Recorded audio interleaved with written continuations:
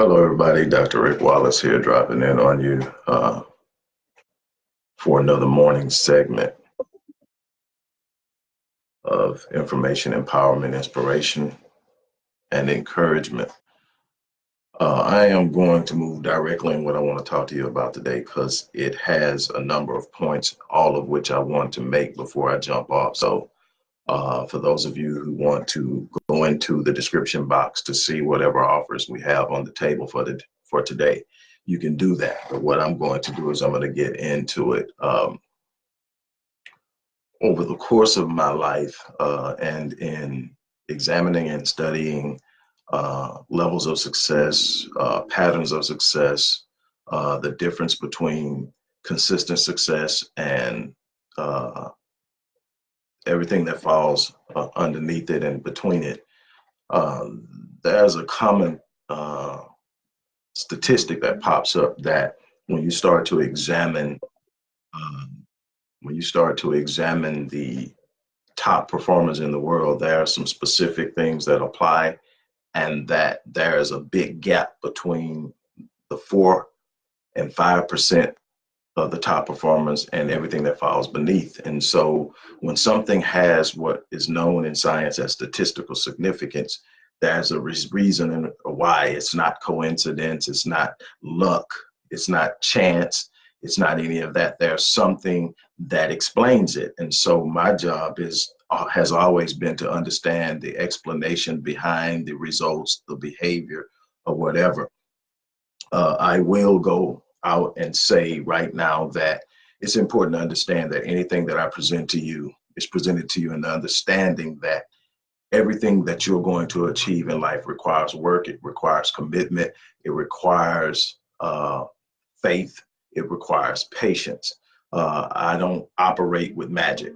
Uh, I don't have anything that you can do that's going to you're going to wake up in the morning and everything's going to be wonderful and great. Matter of fact, I can tell you that even when you start to experience success, there's still going to be challenges. There's still going to be problems. There's still going to be a bunch of things. I'm not here to tell you that. What I'm here to tell you is you have the ability to set a path that will produce more great results than it does problems. And every time that I've been through anything in my life, I have found out that when I remain faithful to my purpose, when I remain faithful to my design, when I remain faithful to my commitments, I'm always rewarded at a greater capacity than the struggle I've had to endure in the process. And that's what keeps me going, because it's not always, as people put it, gravy. But I'm going to move into this. So there's roughly around 4 to 5% of people who excel. And to make this more understandable and to give it some image, I'm going to choose a specific group in gender and in age, in personal and social background, and in academic background. So let's say you have 100 men, same background, same culture, same educational level. They all start their careers at age 25. Now, 40 years down the line, they'll be 60 years old, what most people call retirement age. Now, what you'll find is that there's a unique breakdown that can almost be done over and over again, and you get the same results. That breakdown says that by the age of 65, there will be a great difference in the accomplishments of these men. As in the studies, one will be what study defines as rich, meaning that they have absolute financial freedom. They're not struggling or looking for anything. That's one. Four will be what you would call independent, financially independent, meaning that they no longer have to work to sustain their lifestyle. They have something in place that pays for the lifestyle that they're living. 5, at age 65, will still be working. 36 will have died. A number of different causes. I can get into that on another day of just why someone would be dead. You know, I mean, you have accidents and everything else, but there are a lot of other things that play into people dying early that we need to be aware of. The big thing is 54% will be dependent. What does that mean? 54 out of the 100 are literally going to be dependent either on another person or some form of an agency or an organization to sustain life. And then the question comes, remember I told you, if there is statistical significance, and I think 54% is pretty statistically significant. If there's 54%, what leads to that, and what's the difference between them and the 5%? See, one is extremely rich, the other are independently financial independent. So that's 5 out of the 100 will meet the grade on a financial level. And what's the difference? Some people say it's financial literacy. Actually, it's not. A bunch of those people, remember, they all came from the same background. See, that's the foolish postulation that most people make. If you become financially literate, everything in life turns around for you, but it's not. I mean, you need to be financially literate to make good, solid financial decisions, but there have to be finances in order to make those decisions with. So what, again, is the difference between a person who isn't? And some people will say, well, somebody got a better job than someone else. That's not the answer either, and I'm going to show you why that's not the answer. Um, what's the difference? When you look at it and you study it, it's real simple. The top 5 performers in whatever area of life you look at are going to be independent thinkers. They think outside of the box. They're not encapsulated in an idea someone else created, and they are willing to explore. When you look at the top performers, there are people who have excelled in a certain area. And in order to excel, you can't be practicing what everybody else practices. You can't be behaving like everyone else behaves. You have to be constantly growing yourself, building yourself, pushing yourself beyond the limits of what's expected, beyond the limits of what people believe to be possible, beyond the limits of what what other people are demanding of themselves. Whether it's, the average, let's say the average person wakes up at 7:30, 8 o'clock. You'll find more people that are successful wake up earlier. That's just one element, and there are people who are extremely successful that don't wake up at 5 o'clock in the morning, but they excel in some other area beyond what the average person does in that area. They found where they fit, and they push, they learn, they progress in that area. And so what it is it's a mindset. What I found is people who are conform, and then you got to think, we're conditioned to conform. We start early in life telling our kids what they can't do, what they can do. We start early in life pushing everybody into a specific box based on their makeup, based on their race, based on their gender, based on what they do in some standardized test. And then we tell them that's who they're going to be. And then we tell them this is how they have to do it. And then we tell them that they have to go to these people in order to be given permission to do it. And then there's this big thing.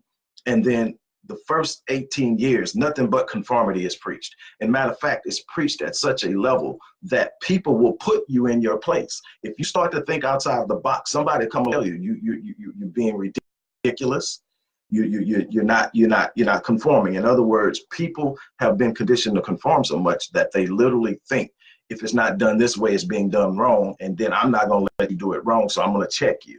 And so, but what you find is everybody that you talk about in history didn't go with the norm. See, when you think the norm, you do the norm. And so you got this big group. The big group here is the 54% that will be dependent.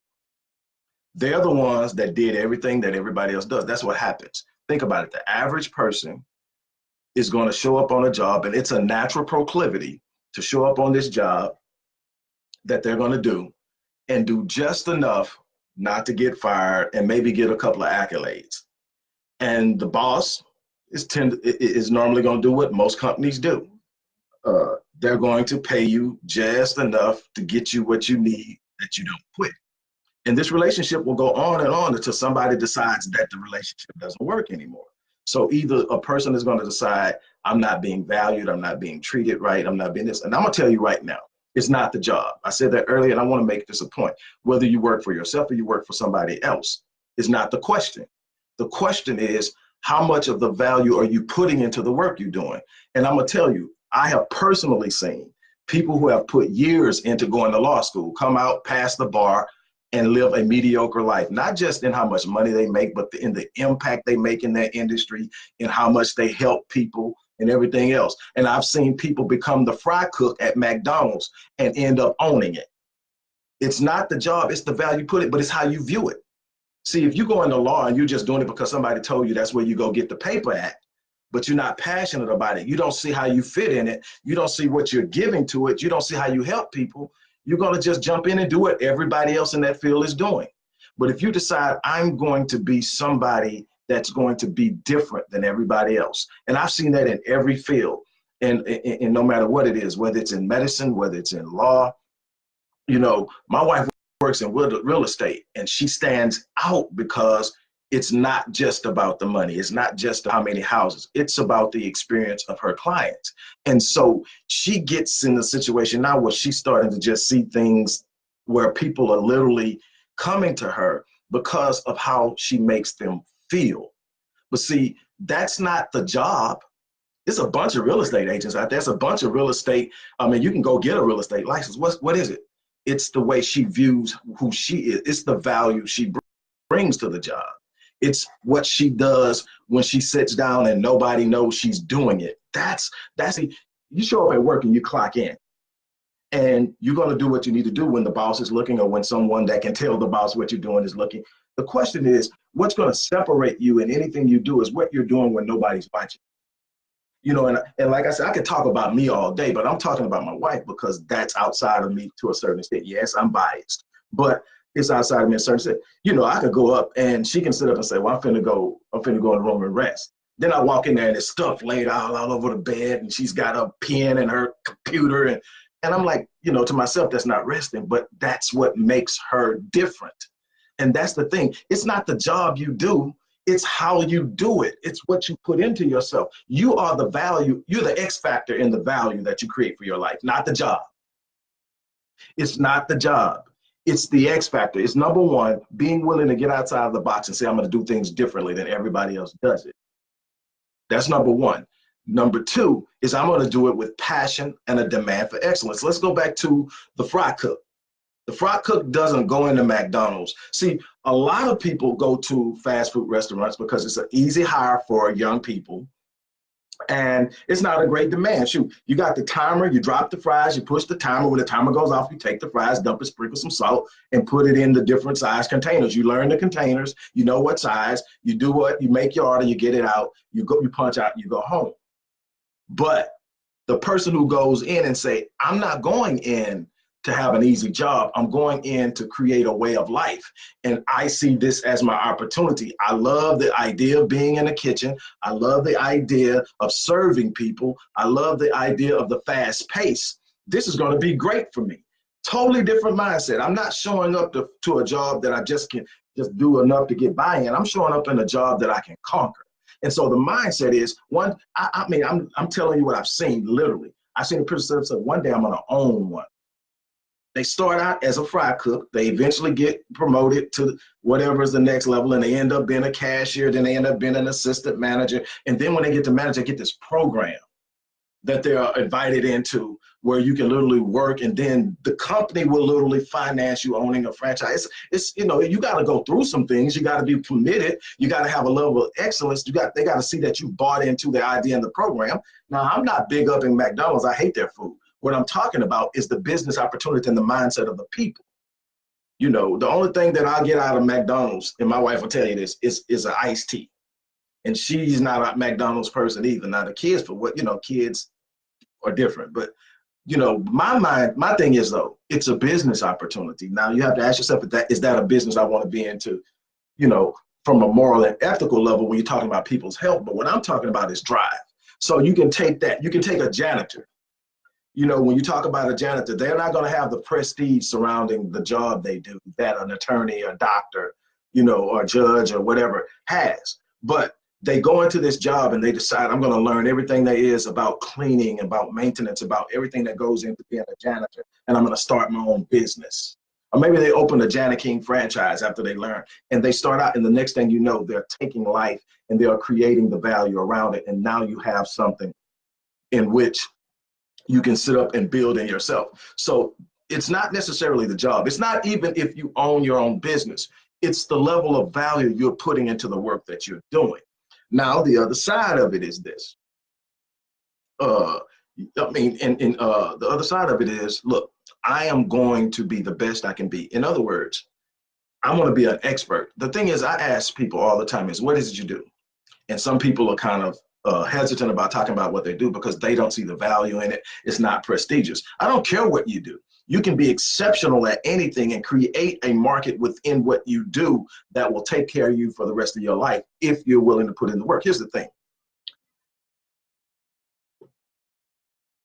The thing is this, is that you can sit up and you can actually um, invest in who you are, become the best you can possibly be, and develop into what someone might call an expert. See, it takes roughly around 3 years of doing something consistently each and every day and investing a significant amount of time in it each and every day to become an expert in it. I've seen a few people do it quicker, but to where you're literally looked at and recognized. And see that how many people are in something right now where you know the ins and outs and ups and downs of the market or the industry that you're in. And see, that's where it starts. You got to know why you're doing something, not just this is what I do, but why do you do it? What role are you in playing in this now, and how does it impact the industry as a whole? What makes the industry move? What's the demand in the industry? What's the need in the industry? Why is the industry in existence? What drives the industry? When you start to understand that, you start to look at your skills, you start to examine yourself, and you start to ask yourself, this is what I give to the industry. This is where I'm valuable. Now I need to understand, how can I think outside of the box? The people who do what I do use this model. How can I take the uniqueness of my gifts, take what needs to be done, and do it in such a unique way that I create this own small, unique market that only I know how to service, and people come to me. That's what happens. It's three things that set you up for the first part of building a culture that leads to wealth. The first thing is find how you serve a market. And what most people make the mistake of doing is when they get into a business is they go in, they have an idea of what they want to create. They create it, then they have to go out and find somebody to sell it to. And the other side of what works best is to find a need that already exists. Find a group of people, whatever that group is made of, and find what thing is they need the most, a problem that needs to be solved or a high demand for something. And then you determine in yourself if you have the skill set to get it, or if you're willing to invest in getting the skill set and the resources to meet that need.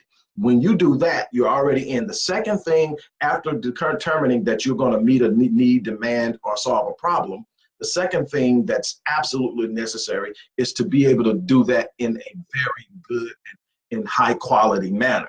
You want good work. You want to have a standard of excellence. You want to be as detailed as you can in observing how you serve and meet the needs and create experiences for other people. Okay, finally, you want to use the uniqueness of your design, the uniqueness of your personality, the uniqueness of your train of thought to create the way you do this in a manner that very few people can emulate it or copy it.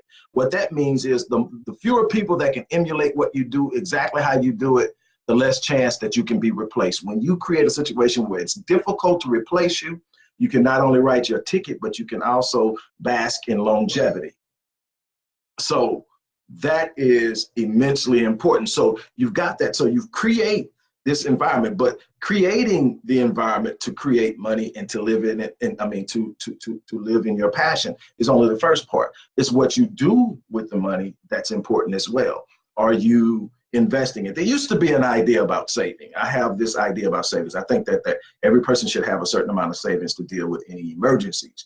But I think that because of the volatility of currency, you know, what the value of a dollar is now is not going to be what the value of the dollar is later. It used to be, you know, a long time ago, especially when the dollar was backed by the gold standard, that you could just hide your money in the mass and under the mattress or the safe because you didn't trust banks. And, you know, you would take it out later and it would, but see, the longer you hide the money under the mattress, the less the money is worth because the value of the dollar is dropping and it's dropping significantly, even when you can't see it on certain graphs and reports and all of that. The value of the dollar is dropping. You call it inflation. You call it the cost of living, whatever you want to call it. But what the dollar bought in 1950, it doesn't buy now. And so you have to have more of it in order for it to be as effective as it was 20 years ago. So what do you want to do? You want to put your money into something that is going to create and generate more money. So you need something that's interest bearing. I am in love with anything that's compounded.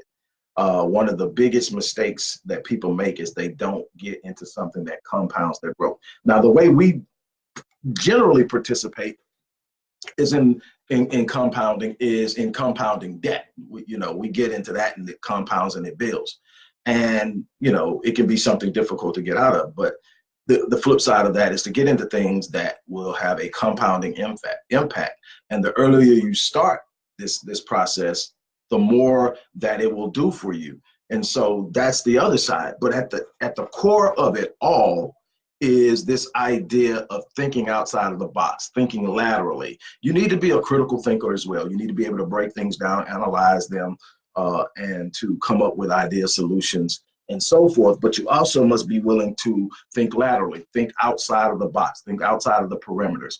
Be your own independent thinker. There's nothing wrong with examining the ideas of others that may work for you and it may not, but don't be confined to the way someone else is doing something. Don't be confined to the way someone else is seeing something. Don't be confined to the way that someone else is expecting something out of life. Don't look at the limitations that other people have created and think that you're obligated to operate under those limitations. You only have the responsibility of operating within the confines of your potential, and your potential is literally limitless. You have an infinite amount of potential. The more you tap into it, the more it expands.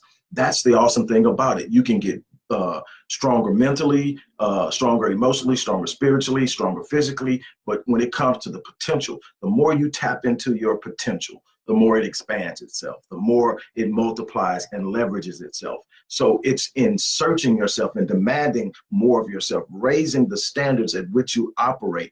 That's where it's coming from. You have to be willing to step outside of the box of thinking. People who think like everybody else thinks behaves like everybody else behaves and gets the results that everybody else gets. And that creates this thing of average. That's where everybody's at. That's where the 54% who will end up being dependent upon someone else or some organization is at. They're trying to emulate. People walk into a room and they sit up and say, okay, what is everybody else doing? Then I'm just going to do it. We're taught that's how you fit in. You fit in by going in somewhere, see what everybody else is doing and emulate what they're doing, and you'll fit in. But see, that's it. When you find yourself consistently fitting in, you're not living at the level of your potential. You're not living at the level of your design. You're not even tapping into a small portion of what you're capable of doing. It's when you decide that you're going to step outside of the confines of what everyone is doing. You're going to challenge every idea. You're going to push yourself beyond what is expected. Like I said, whether you're talking about the airplane, the telephone, the cell phone, the computer, the internet. I mean, whatever you're talking about, all of this came from people who decided that it could be done differently and that they were going to do it this way, and that what was once considered impossible is now possible. And that goes with athletics, that goes with business, that goes with relationships. You will be surprised at where you can take your relationship when you stop thinking that you have limitations within the relationship. And I mean, as a spouse, as a parent, as a business partner, as a leader in the community, whatever you're doing, you have the ability to take everything you're dealing with to a new level when you decide that you're no longer going to operate by the limiting ideas and limiting paradigms and thoughts and beliefs that other people carry. If you can conceive it in your mind, you can do it. That's God's evidence. The fact that you can conceive something in your mind, it's God's evidence that it's possible. Because if it wasn't so, that means that we would have a very cruel creator and or supreme being or almighty or God, whatever you want to call this. But what you'll find is that you, when you sit up and you decide, you know what, if I can conceive it, I can believe it. That's God's evidence. What does that mean? That means that if God created the capacity in you to see something that was beyond where you currently were, but you could never have it, that's cruel. That's torture. And I don't believe that's the case. I believe that if you can see it, it's something that's possible. And it's almost an obligation once you see it to go after it. It's an obligation to stop living in the resistance of limiting beliefs now and step outside of that and go after something more. Now, when you do that, you risk falling, you risk failing, you risk setbacks, you risk all these things that people fear. But the greatest fear for me is to have lived a complete and full life and left everything on the table because of fear. Now, does that come with some bumps and bruises? Absolutely. But I haven't received any bumps and bruises that didn't prove to produce something greater and with more fulfillment and pleasure than the displeasure I felt.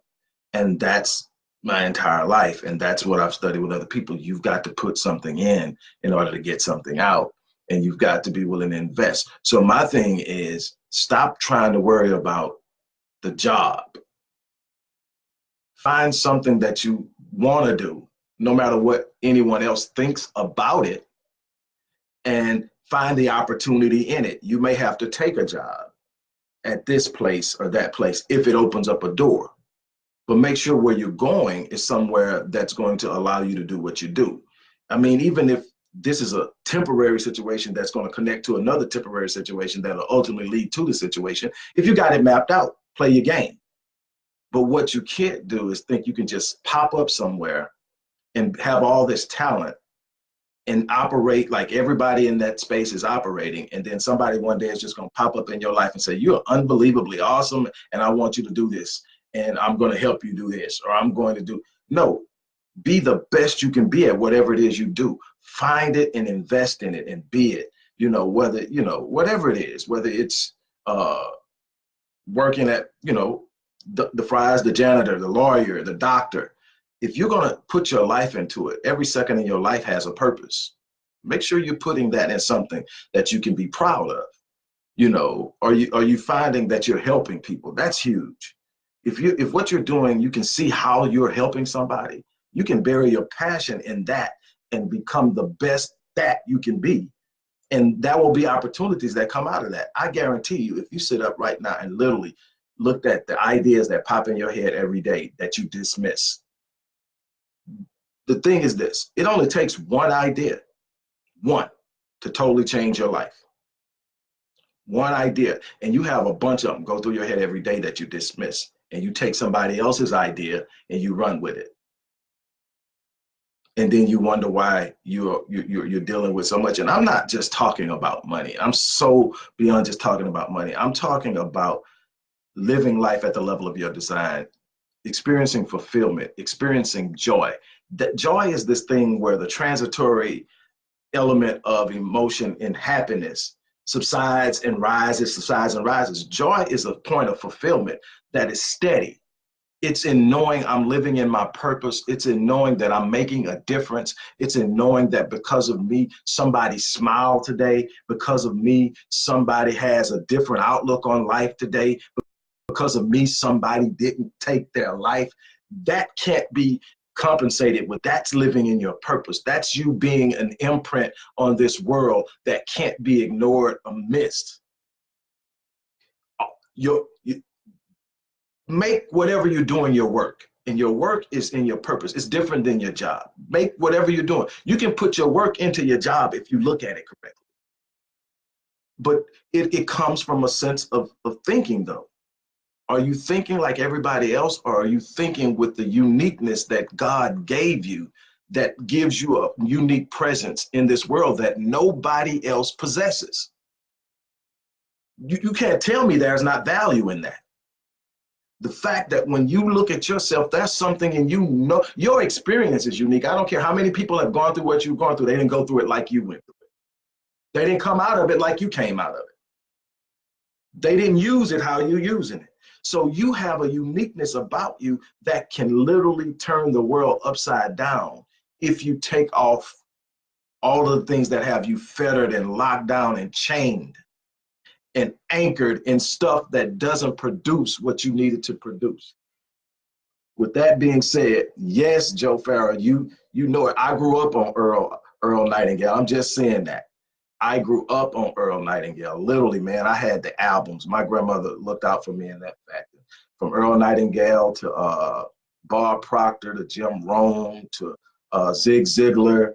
And you know, so and then all the other guys like Les Brown came in and Tony Robbins and all that, you know, in the second layer of guys. And now we got guys like Eric Thomas and Gary Vee and so many other people, man, that are speaking truth to power in ways that different people can hear it.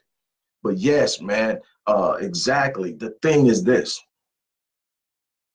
we can go around making excuses.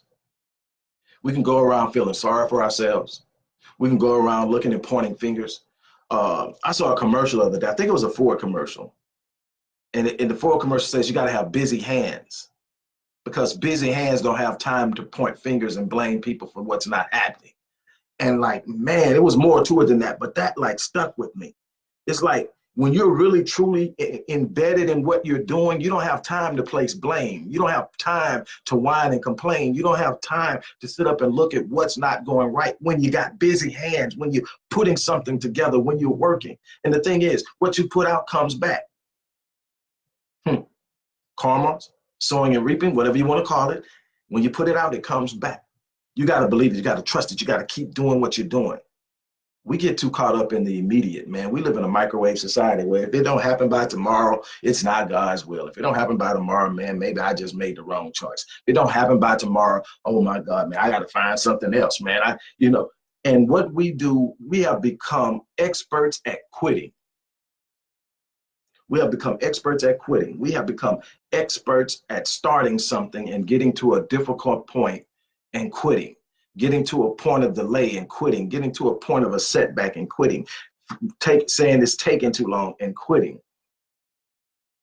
And that is exactly what we have to understand. That is exactly what we have to get to. That is exactly what we need to be doing, is actually being busy about the work that we have, what we have been given. And I can't stress this enough. There's enough out there for everybody to grab a hold to. There's no such thing as lack. Lack is something we create. Lack doesn't exist in the natural universe that God created. God created a universe of abundance, but we lock ourselves out of that abundance by seeing what we don't have instead of seeing what we're capable of creating. I can go on and on about this, but what I'm going to do is I'm going to jump off of here and I am going to get to what I need to do. Like I said, there are a couple of promos in there. You can get the book. You can also get, for a limited time, my platinum package, which is my flagship package, for 50% off. That's an amazing value. So I'm going to, and that's a year. That's 52 weeks of putting in work and making things happen. And so, you know, I'm looking for a few people to work with on that level. I have some already, but I'd love to have a couple of more. So for a limited time, that's what the offer is. So you guys can jump on that if you'd like to. It's going to take for you to be seriously committed. And those are the people I work with, are people who are truly seriously committed to seeing results, people who are willing to go the distance. With that being said, I'm going to jump off of here. There's a lot that I need to get done today. This is going to be an awesome week for me and my family. I am speaking it, declaring it, establishing it, and setting forth as I move toward it. And I'm telling you, you can do the same thing. As I always say, live your life on full so that when you leave this place, you die on E. With that being said, I'm out of here.